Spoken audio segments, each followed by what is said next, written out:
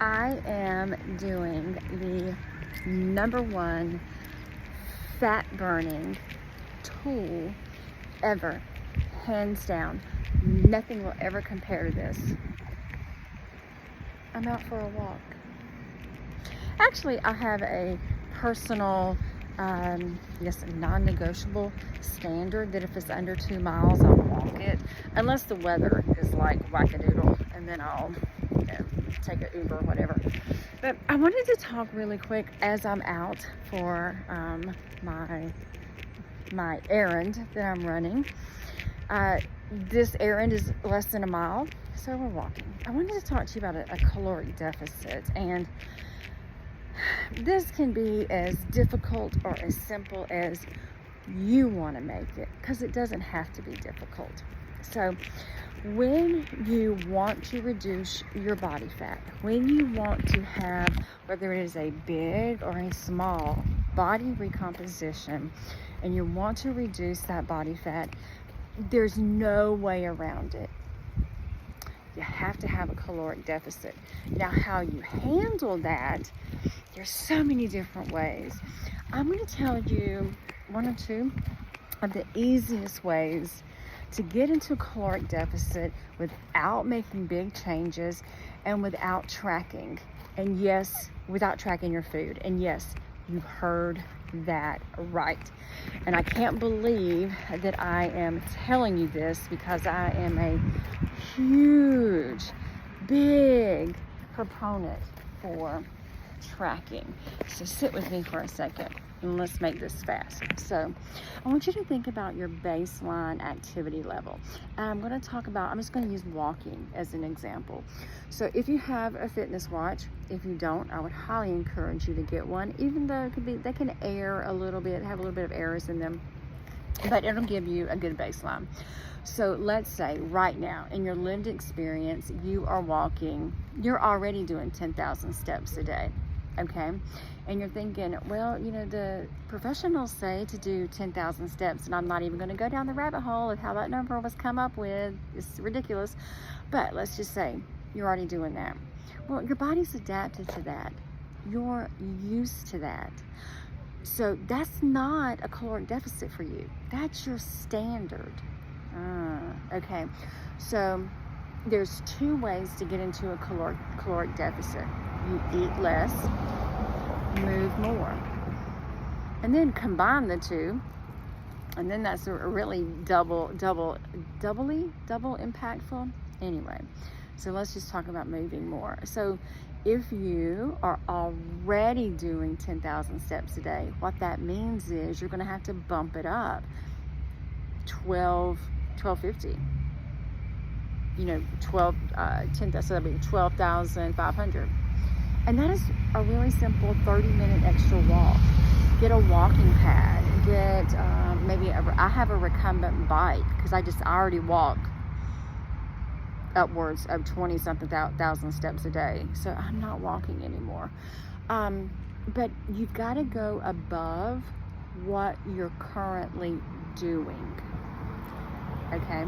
Now, as far as changing your eating so that you get into a caloric deficit without tracking, although I'm, again, a big proponent of tracking, one of the easiest ways to get started is change the quality of your food.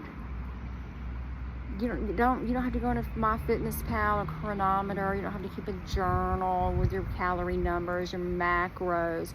Start small. Atomic habits. Start small. Change the quality of your food. Everybody and the mama and the cousin and the cat down the street, literally a cat down the street, knows the difference between Mother Nature and highly processed food. Start making smart switches.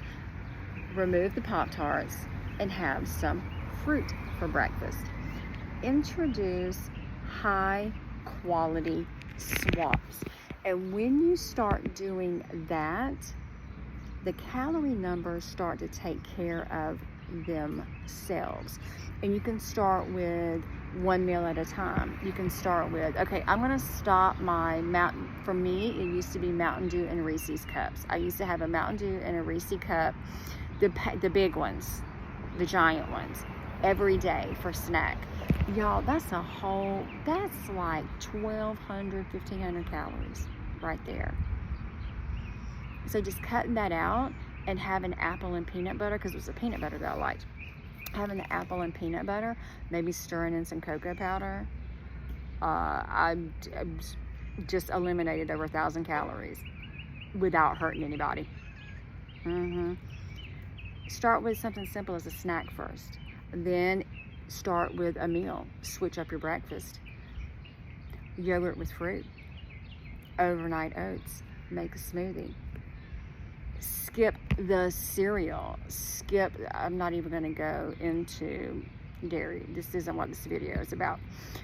But make quality swaps. Eliminate, drastically reduce processed, highly processed foods. Well, almost every food is processed because it has to get from wherever it's grown to the grocery store to into your house.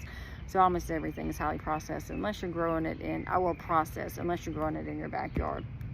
So start eliminating seriously processed and highly processed foods. If you turn it around and it has ingredients on it that you can't pronounce and more than like 4 or 5 ingredients on the list, that's highly processed. That's a chemical storm. That's foolishness, actually. That's foolishness. That's like cancer in a box. But so start making quality swaps, and you're automatically going to have a caloric deficit in your food. Easy. So anyway, 2 very quick tips for you that you can do right now.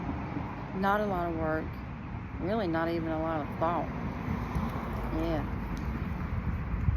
And if you do this for an entire month consistently, what I want you to do is come back to me in a month and tell me how much you appreciate this video. All right, loves.